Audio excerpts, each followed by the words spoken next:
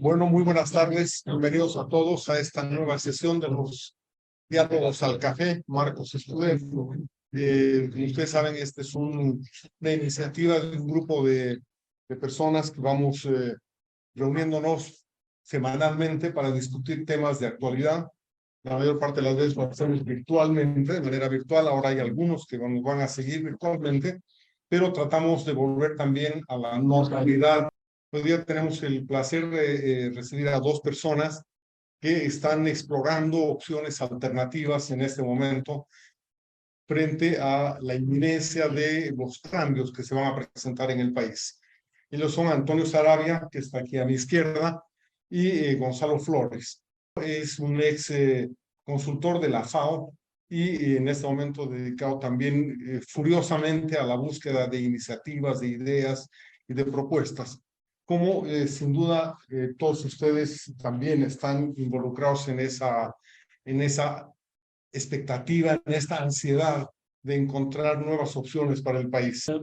Yo creo que yo debería empezar diciendo que lo que queremos hacer no es apoderarnos de un periodo constitucional de gobierno. No es suficiente. Lo que realmente queremos hacer es tomar la conducción del país por 40 o 50 años.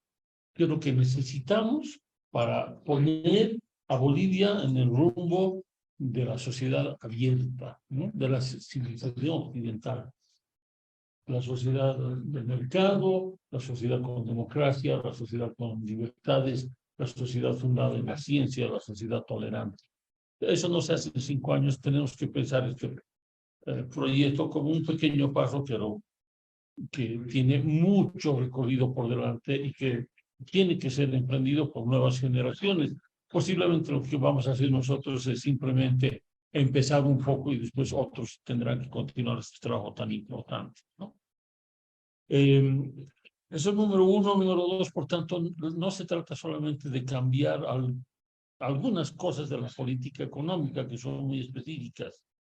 Se trata de lo que los sociólogos llaman controlar el sistema de acción histórico, la manera en que una sociedad se maneja a sí misma y puede transformarse a sí misma en el tiempo. Bueno, pero con todo hay algunos asuntos de política económica que resaltan y que tendríamos que ser capaces de aplicar si tuviéramos el poder. Entonces, en una situación hipotética, totalmente hipotética, porque nosotros no somos partido, no somos agrupación ciudadana, no pasamos de ser un grupo de, digamos, pájaros de la misma pluma que piensan igual. ¿Qué haríamos si tuviéramos la capacidad de hacer política económica? Yo creo que empezaríamos, digamos, en la política fiscal y la variable clave que trataríamos de controlar es reducir el gasto público, ¿no? Y a la razón ha dicho Antonio, ¿ya para qué voy a decir? Tenemos que reducir el tamaño y el costo del Estado, pero en los 3 niveles de gobierno, no solamente a nivel central, eso es clarísimo. Hay que eliminar los subsidios, tanto a carburantes como a alimentos. Es difícil, pero hay que hacerlo porque el efecto deformante en la economía es muy grande. Las empresas del Estado tienen que ser cerradas o privatizadas o ambas cosas. No tenemos ninguna duda de eso. La cosa es, ¿cuál es primero? ¿Las más grandes primero o las más chicas primero? Pero que hay que hacerlo, porque no generan riqueza, generan deuda, generan clientelismo, generan problemas, no generan seguridad. Tenemos que asegurarnos de que no se reedite el crédito fiscal. Tiene que ser absolutamente prohibido que el Banco Central le dé crédito a un ministerio o a otra entidad para que financien un proyecto que normalmente no se financiaría si tuvieran que recurrir al mercado, ¿cierto? Cada vez que el Banco Central da crédito fiscal, estamos perdiendo dinero porque sabemos que ese dinero no se va a poder recuperar. En el tema de la deuda, hay que pensar que este gobierno nos está dejando una deuda enorme. Pagar la deuda que dejaron los militares tomó 26 años. ¿En cuánto tiempo vamos a pagar la deuda que nos está dejando más? Es un un peso sumamente grande para nosotros y para las nuevas generaciones, ¿no? Entonces, yo creo que hay dos prioridades. Una es la deuda de corto plazo, hay que tratar de convertirla en deuda de largo plazo. Y la deuda de largo plazo hay que renegociarla para ver si la podemos recomprar, cosas de ese tipo. Y hay que aplicar los nuevos mecanismos de manejo de la deuda, particularmente el tema este de swap de naturaleza por deuda. Podemos comprometer la protección de grandes áreas naturales que para nosotros son importantes a cambio de la condonación de la deuda. El mecanismo es un poquito complicado, no vale la pena detenerse ahí. El tema de política monetaria y cambiaria van de la mano, ¿no? Es un tema delicado. Todos sabemos que tenemos un tipo de cambio apreciado y genera una serie de efectos negativos. Pero también sabemos que no podemos aplicar una devaluación porque en Bolivia no hay la cantidad suficiente de empresas como para que reaccionen eficientemente ante el estímulo de una devaluación, ¿cierto? Entonces, lo que acarrearía una devaluación es principalmente subida de precios, y la subida de precios quiere decir que la gente tiene capacidad de comprar menos bienes y servicios y más pobreza. Entonces, hay que impedir el crecimiento de precios. Y me parece que la llave para impedir el crecimiento de precios es evitar la emisión inorgánica de moneda por el Banco Central. Entonces, hay que ponerle una cadena al Banco Central para que no lo pueda hacer. Algunos dicen que es a través de la dolarización, otros dicen que no, pero lo que está absolutamente claro es que tenemos que evitar un proceso de inflación de la moneda y de crecimiento de los precios, ¿no? Eso. El tema de la balanza comercial es muy importante. En este momento es positiva, ligeramente positiva, pero tenemos que asegurarnos de estimular mucho el comercio exterior. Las exportaciones tienen que ser liberadas de cupos, de impuestos, de retenciones, de complicaciones, etcétera, ¿no? Esas certificaciones de demanda satisfecha, interna satisfecha, son una barbaridad. ¿Cómo vas a pedir que te certifiquen la demanda satisfecha de torta de soya si eso nunca ha sido diseñado para ser producido internamente? Etcétera. Hay que suprimir los aranceles a las importaciones. Hay que suprimirlas porque eso nos va a permitir proteger a los consumidores. El hecho de que haya tanto contrabando nos acerca mucho a una situación de arancel cero. Bueno, en el tema tributario está absolutamente claro que hay muchos impuestos, que las alícuotas son muy altas y que la terminología es fatal. Entonces, la medida correcta es: vamos a rebajar impuestos, vamos a rebajar las alícuotas, y pagar un impuesto tiene que ser tan fácil como comprar una sartén. Hay una publicación muy reciente de Fundación Milenio que la recomiendo intensamente, donde hay una propuesta, creo yo, muy consistente, muy bien hecha para hacer esto, no entro en detalle.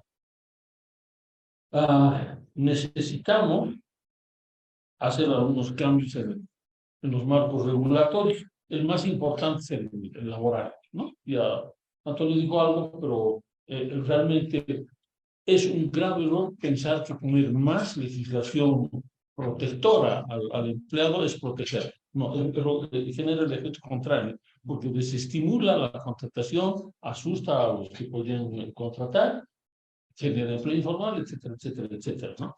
Háganselo entender a los señores que están en el gobierno. Eso sí que es difícil. Bueno, aquí hay unas cuestiones muy importantes. Tenemos que trabajar fuertemente en el tema de los derechos de propiedad. Hay que facilitar la inversión, pero la clave por eso es los derechos de propiedad y la seguridad jurídica. Hay algunos campos en los que necesitamos urgentemente seguridad jurídica: minería, tierras, hidrocarburos y forestal, ¿no?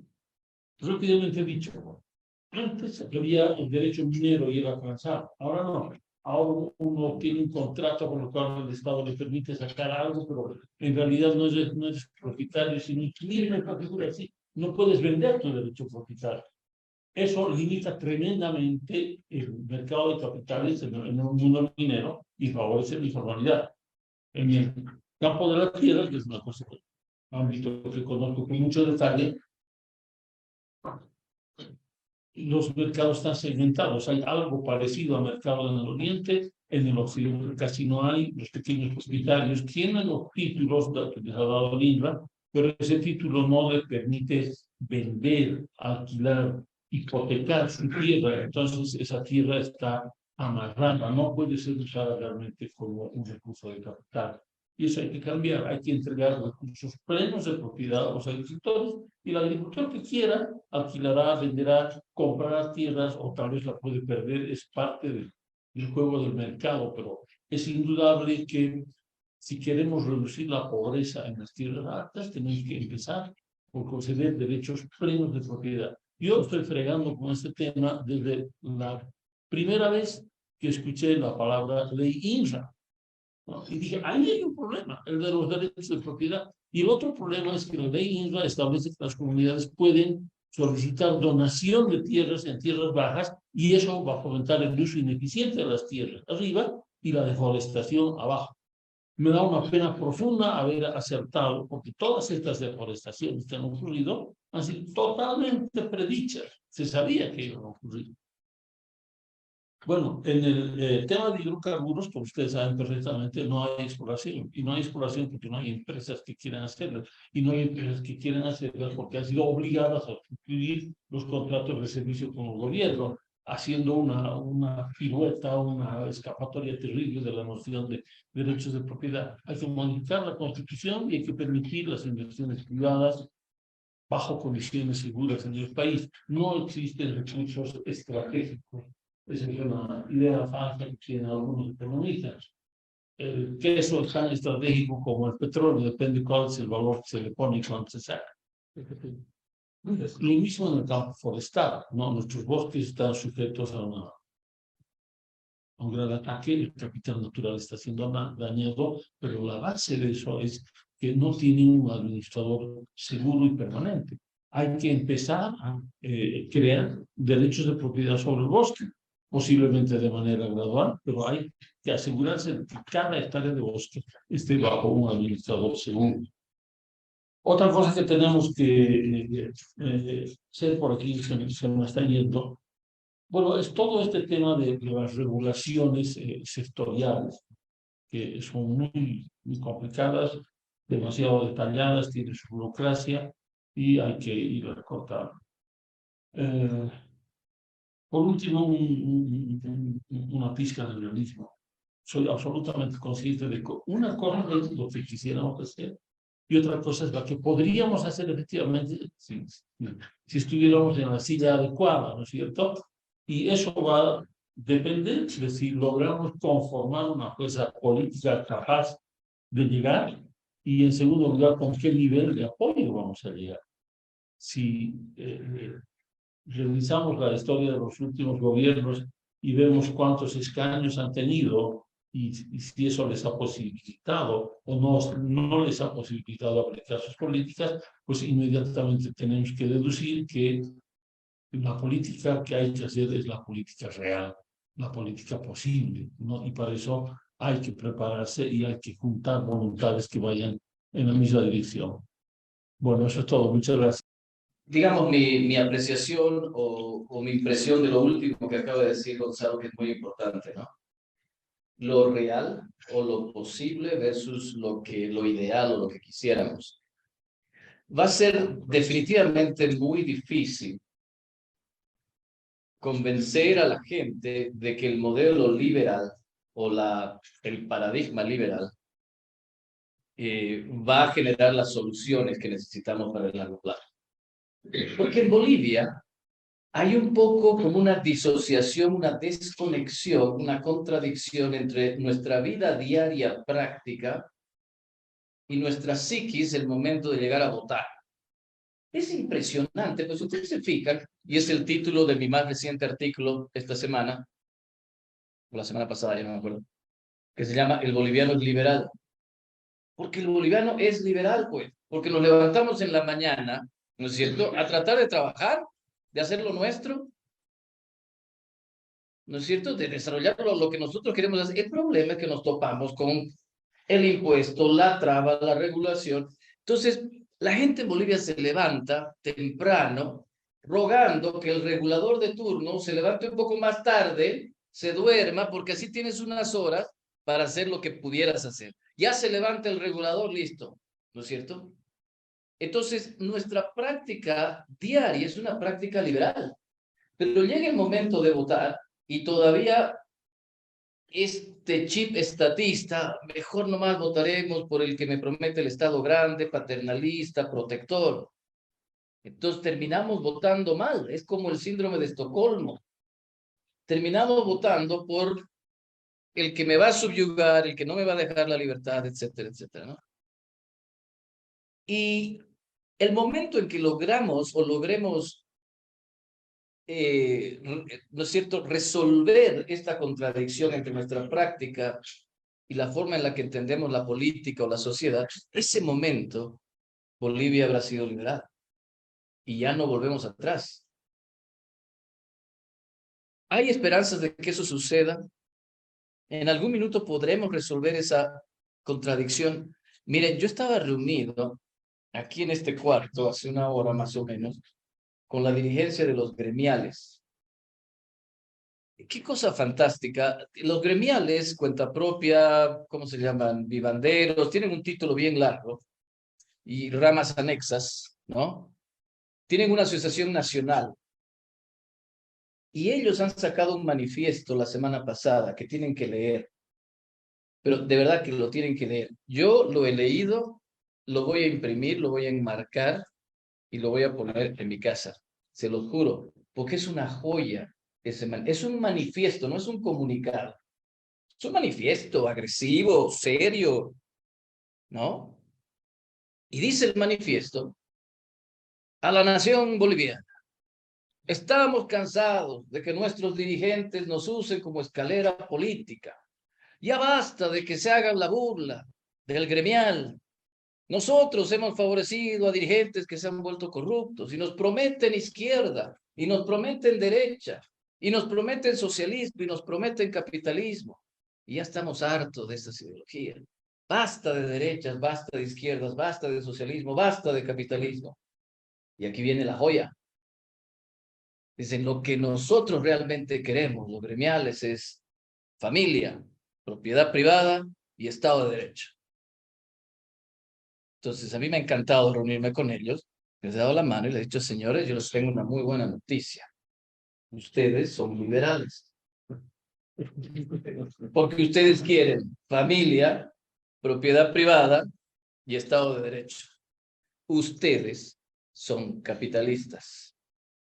Y el momento en que resuelvan esa contradicción, ¿no es cierto?, los gremiales, los estudiantes, los empresarios, los diferentes segmentos del país, resolvemos eso. Y eso va a ser, digamos, la conciencia social que va a permitir que el país cambie.